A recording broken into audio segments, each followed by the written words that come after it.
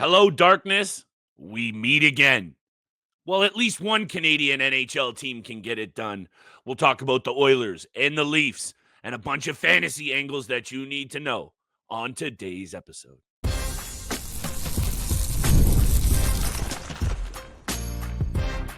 You're Locked On Fantasy Hockey, your daily podcast on fantasy hockey. Part of the Locked On Podcast Network, your team every day. What is good, my fantasy fanatics? Welcome back inside the lab to a late night Thursday edition of your daily source for fantasy hockey, NHL news, and daily betting breakdowns. It's the Locked On Fantasy Hockey Podcast, and I'm flying solo today. I miss my boy Steele already. He's not here to console me through the madness that is being a Toronto Maple Leafs fan, but there's fantasy fallout to be had. And a lot of these narratives have been covered, so I'm going to try and bring a few fresh angles to this situation that'll hopefully give you a leg up for next year's fantasy draft. Shout out to the everydayers holding us down, making us your first listen every single day. Today's episode is brought to you by our friends at FanDuel. Right now, FanDuel customers new to the app get $200 in bonus bets if your first $5 wager hits. I also have to talk about the Edmonton Oilers on the flip side of the coin, no pun intended, getting it done against the Vegas Golden Knights. Stuart Skinner, the Jekyll and Hyde of all fantasy options in the blue paint. We'll talk about him and his high risk, high reward potential for next season. We'll talk a little bit about the Vegas Golden Knights. And of course, I'm going to give my flowers to the Florida Panthers off the jump. And just in case, I got a same game parlay ready to ride for game 6 between Dallas and Winnipeg tonight. The episode is going up late, but just in case, you can still get in a few wagers. I'm going to give you my opinions on what's going down tonight in Winnipeg. Let me take a deep breath, my friends. You know, if you're on YouTube, you see the flags, you see the colors behind me. You know that this Toronto Maple Leafs team is near and dear to my heart, and this is hitting all new kinds of lows, and everybody's talked about it. We know the angles with this team, rinse and repeat on all of the exhausted narratives about the top 4, big 4, core 4, whatever you want to put out there. And that's a little tired. So I thought I was going to come on here and go, yeah, it's obvious. It's bad for the Toronto Maple Leafs. Mitch Marner, 2 goals, 5 assists in 10 career playoff games against the Panthers. Auston Matthews, 5 assists in 10 career playoff games against the Florida Panthers. But it comes down to this for me. They were both embarrassingly sloppy in their own end and with and without the puck. Offense is one thing, and your teammates sometimes have to pick you up. And if you know these guys kind of go into a shell, which they continue to do in these big moments, then those other guys got to be there to pick them up. That's kind of what teamwork is all about. But the sloppiness, the bad passes, the poor decision-making, they look checked out. It's just enough. The Florida Panthers, though, deserve so much credit, flashing their championship caliber once again, a balanced attack, the defense chipping in so nicely with key offensive contributions. Should Joseph Wall had a couple of those?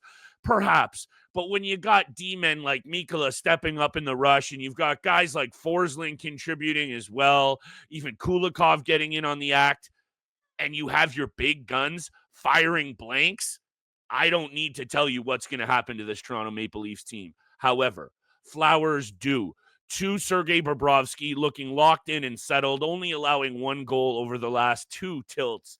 That was one of those angles that we have talked about fantasy-wise with Bobrovsky at the start of this series. And we're going to talk about the flip-flopping value. I did another flip joke. That's my bad, guys. It's solo. The Steel's not here to hold me down. About the value of Stuart Skinner after the break. I'll get to bets as well. Sergey Bobrovsky, I wrote this down earlier. You guys check in with me if you think this is whack. Hellebuyck, Shesterkin, Vasilevsky, Ottinger. I'm putting those 4 guys into the top 5. Maybe Sorokin needs to be in there as well. But I think Bobrovsky deserves to be right there after that, if not even higher in certain circles. This guy is one of the biggest reasons that they have returned to the Stanley Cup or looking to return to the Stanley Cup final for a 3rd straight season. So next year, everybody adheres to the 0G these days, or most people. If you don't, I'd say those are the first 5 or 6 guys off the board, and Bob is proving once again, despite his advanced age of, I believe he's going to be 37 years old come summertime, and a ton of miles on the body, he can continue to get it done this season. 54 games started, 33, 19, and 2, 905 save percentage, 5 shutouts. You know what you're going to get with him with the value. Let me get back to this series quickly before I move on and talk about the Edmonton Oilers, because that's a much more positive conversation if you're a Canadian hockey fan, but there's fantasy fallout here too for the Toronto Maple Leafs. Look, 21 giveaways for the Leafs versus only 10 for the Panthers in Game 5. The Leafs outscored 13-5 over their last 3 games, and the Panthers are really starting to look confident and flex their muscle. After Game 3 didn't go the Leafs' way, it's so tilted on the ice, it's clear. Confidence building in Florida and the poo-poo in the shorts for the Toronto Maple Leafs, and it's getting tired.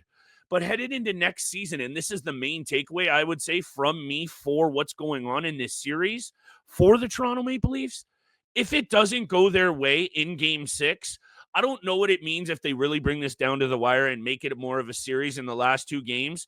But let's say they get dummied again in Game 6 and you hear nothing from Mitch and from Auston Matthews once again, and there's already probably significant changes coming to the forward group. I don't know what this top 6 looks like next season. And that is what you need to keep your eye on as a fantasy GM, because this has been, regardless of what you want to say in the postseason, this has been a no-brainer type team to go back to the well for elite fantasy options. And, not just those top 3 guys. This year at times, Bobby McMahon was a beauty waiver wire option. Obviously, John Tavares. There are other pieces that are going to be impacted by if this roster is shaken up. And I thought Treliving's done a pretty good job with this roster overall. I just don't think he's going to hesitate one bit to shake things up, and he might have to at this point. Some of it might be against his will. Mitchie might be out on his own accord anyhow. So I think that is a major takeaway here for what you're seeing from the Toronto Maple Leafs getting embarrassed on home ice in Game 5. I don't blame people for throwing jerseys on the ice. I told Steele that Auston Matthews has to step it up. He wasn't so on him, been on him, and I think you guys need to just be wary of what goes down in Toronto over the summer and know the impact that it's going to have on some of these big fantasy pieces. I'll wrap up my final thought on the Leafs after the break. Let's get to the Edmonton Oilers, moving on to the Western Conference Final for the 3rd time in 4 years. I'll talk a little bit about Winnipeg and Dallas and big time butts. However, today's episode is brought to you by our friends at our favorite sportsbook. That's FanDuel Sportsbook. You want to be jumping on FanDuel, where the NBA playoffs are in full swing and every night delivers highlight-worthy performances, major momentum shifts, can't miss moments. Whether it's a game-winning shot or a breakout player, there's never a better time to get in on the action. Right now with FanDuel makes it easy to stay in the game before tip, in the live games, player props, performance trends, and everything that you need. There's never been more ways to get in on the action and win big. Steele and I love hammering those same-game parlays or in-game bets for anytime goals. Easy cash. Tap into big-time bets at the end of every episode where we give you FanDuel odds. New to FanDuel, perfect time to sign up. Head to FanDuel.com. Place your first $5 bet. If it hits, $200 back in bonus bets. Right now, make every moment more with FanDuel, official sports betting partner of the NBA. Giddy up, my fantasy fanatics, and shout out to everybody holding us down, making us your first listen every single day. You know what it is. Both Steele and I appreciate it so much, even throughout the the summer season here. We're going to try and be there 5 episodes a week for y'all. Right now, we're dropping them later in the day. Turn on those notifications, smash the subscribe button, leave us a 5-star review if you're feeling it. If not, let us know why. We love getting better so we can make your fantasy teams better for next season. And just quickly on the Toronto Maple Leafs, we don't know what happens tomorrow night in Game 6. We don't know if perhaps maybe Mitch and both Auston Matthews respond with a big-time performance. But right now, the narratives about the team once again hold true, but don't let that affect what you do with them next season in the regular season, because they're both still absolute studs. That's obvious. But the angle that's not, you don't know where Mitch is going. You don't know if JT is returning. So that might potentially impact by a couple of spots where you take these players. Is it drastic? Perhaps not. But it will be very key, those differences, come September when we're doing drafts. make sure this is your source. Steele and I will be doing mock drafts, top 10, special guests, sleepers, all kinds of different angles to make sure you guys are ready for that. Props due to the Edmonton Oilers. I had the Oilers in 6 games, and I think what I'm seeing right now, like let's say Florida and Carolina advance in the East, and it is Dallas and Edmonton, which right now all signs are pointing to those 4 teams being the Final Four. Those are the 4 best teams in the NHL. That's not a bold take, but that rarely happens in sports. And it's really kind of nice for the sport of hockey and the NHL, because I think regardless of what fan base you are a part of, this is going to be a juicy finish to what I think has already been a sensational playoffs. Has it been extremely hard for me as a Leafs fan over the past couple of games? Most definitely. However, kudos due to Jeff Skinner for really kind of, number 1, confusing me. Number 2, adding once again, I got to come on here. I said a couple days ago that I'm going to start to completely fade him as a fantasy option. And then he comes out here and he does what only Cam Talbot and Curtis Joseph have done in Edmonton Oilers history and put up back-to-back shutties. This is really impressive, but I also wanted to give credit to that Edmonton back end who has really stepped up over the last couple of games, especially with the absence of Matthias Ekholm. And that's one of those things I wanted to come on here and say. Brett Kulak, Bouchard, Troy Stetcher, who's been inserted into the lineup, Darnell Nurse, Jake Wallman, John Klingberg, also out of nowhere, being very good. They have put up some very impressive performances. And what are they going to look like if they do indeed? And it's sounding like Matthias Ekholm might be returning sooner than later. This is a very intriguing situation because this Edmonton Oilers team was right there last season, and now they're starting to get some goaltending, which we know has been one of their major weaknesses over the past decade, seemingly. So this is going to be a team that is very dangerous. Edmonton and Dallas, if that's what shakes down. I know a lot of people out there are really wanting that Canadian matchup. I'm sorry. I've been backing the Dallas Stars too heavy.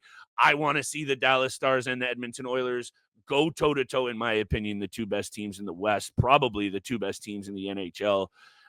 That's going to be a treat. Now, I got a couple of other angles here to cover. The Vegas Golden Knights top pieces kind of disappeared.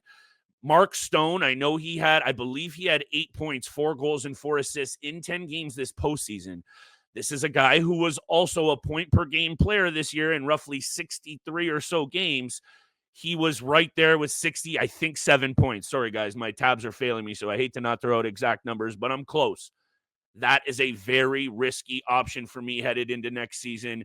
Be wary about Mark Stone. It's clearly just the injury angle, but to me, I'm okay to let him slide, and I'd rather take a risk on someone else who is going to at least give me 80 or so games. That's one of those things I would say from this takeaway of a series. Be careful what Mark Stone does next draft campaign because he was hurt there. He didn't play the final game of the series, I believe, and that's one of those angles. Hurdle goes ghost. Jack Eichel at times looking great, but then goes ghost. And the Edmonton Oilers get it done, and props due to them. Draisaitl, 2 goals, 4 assists in the series. McDavid, 1 goal, 5 assists. And what I wanted to say is, I'm not going to speculate if Connor McDavid is banged up, but if this team is getting by squads like the Vegas Golden Knights without their most important defenseman and with their number 1 player only scoring 1 goal, I would be worried if I'm the teams that have to go up against the Edmonton Oilers if they get their number 1 D-man back and then Connor McDavid decides to do what he does in terms of turning it up a notch. And I think perhaps maybe he's just hit me in the comments if you think I'm crazy on this one. Is he perhaps playing the real long game in this one and now knows more than ever what it takes to go to Game 7 in a Stanley Cup final, and he's keeping some in the tank to turn it on big time? This is a very smart player who also looks like he's been going about his business in the locker room very seriously in his post-game pressers. This guy's going 0 dark 30 almost. Shout out to Chris Knobloch for pushing the right buttons as well, mixing up the lines a couple of games back. All up front, shuffling the lines, the blue line shuffled, and then sticking with it the last 2 games, and it's really paid off. This is an intriguing team, and headed into next season, obviously the most polarizing situation will be in that blue paint. So be wary of what you see from Stuart Skinner down the stretch. We know Calvin Pickard, they already went to him. Never trust an Oilers goaltender. Just trying to come on here and feed you guys with some angles that will put you into good position for next season to get in on these fantasy drafts and get after it. And as I like to say, get that paper. We'll talk about it in 1 second, doing just that. Winnipeg trying to fend off elimination at home tonight against the Dallas Stars. Can't wait to talk about it and throw down some bets right after this. Thank you so much for making us your first listen every single day. Steele's not here. Your boy's here, a little bit banged up, following all of that Toronto Maple Leafs madness. I'm okay, guys. I'm going to be okay. I promise. However, I want to try and return the favor, turn the page, if you will, by throwing down a couple of bets for this Dallas-Winnipeg series. Jake Ottinger, Connor Hellebuck. We thought coming into this series, all we were going to see was a goaltending battle. And it might now start to really get to that, which is why I think, and look, 3 of these 4 tilts have gone under the number. 3 of the 4 tilts have gone under the number at 5.5. But I'm more comfortable still with this bet in this same game parlay, and I do expect the Dallas Stars to round this series out. I had them in 6. I've been talking about the Dallas Stars for the last couple of years as a team that is just far too balanced, far too talented. Jim Nill in the front office, one of my favorite GMs. This is a fantasy gold mine for next season. Everybody knows about all the top guns, Wyatt Johnston, Jason Robertson, even a little bit of love for my boy on the back end in Miro Heiskanen. I just mentioned Jakey Ottinger as a top 5 goaltender. Now they got Mikko Rantanen in the fold. To me, like, I put some loot on this team to win the Stanley Cup. I might double down. They have just as good a shot as anybody. I like them to close out the series tonight. That's my lock of the night. Dallas Stars on the money line. I really do love the under 6.5 in the same game parlay. Not a ton of juice on it on its own. So if you are feeling the under on a single play, that's got to be at the number that it's at 5.5. And Roope Hintz. It's kind of bizarre that Roope Hintz was held off the score sheet in the previous tilt, considering he is centering the line with Mikael Granlund, and Granlund scored 3 goals. So that was frustrating for your boy because that actually pooched one of my parlays. Hintz, Rantanen, Granlund, the Finnish trio wreaking havoc right now on the Winnipeg Jets. 5 goals, 5 assists, I believe, for Roope Hintz in the postseason so far. That line's dangerous. That line's feeling it, and that's why I love a Roope Hintz anytime point. Those 3 picks hammered together is going to get you a payout at plus 356, which I feel is very juicy. Could the Winnipeg Jets come out tonight and put up a great performance at home where clearly they've been a much better team? I believe they've lost 8 straight postseason games away from home. Of course. Is that barn going to be rocking, the whiteout? The fans going to be ravenous? 100%. I'll still take the Stars in this one. The better team, the team that, to me, has also proven its worth time and time again. Let's go after it with this 3-leg same game parlay. Stars money line under 6.5. Roope Hintz anytime point plus 356 is your payout. Make sure you guys are here for the rest of the week, including a Saturday special. Steele and I are going to be doing a breakdown of the top 10 fantasy blue liners headed into next season. There'll be a number of top 10s that will continue to crank out while we push toward next year's fantasy draft season. This will be your fantasy draft source. Thank you for making the Locked On Fantasy Hockey Podcast your first listen every single day. Now, make your second listen the all-new Locked On NHL Game Night. Every game, every night until a Stanley Cup champion is crowned. Get local analysis on a national scale. You can find NHL Game Night on Locked On NHL on YouTube or wherever you listen to your podcast. Much love, y'all, for holding me down on a solo episode. Thursday, late night. Get your bets in if you were able to tap into this episode before Game 6 of Winnipeg and Dallas. We'll be back tomorrow and once again on Saturday for a big-time Saturday special. Much love, and we'll see you soon.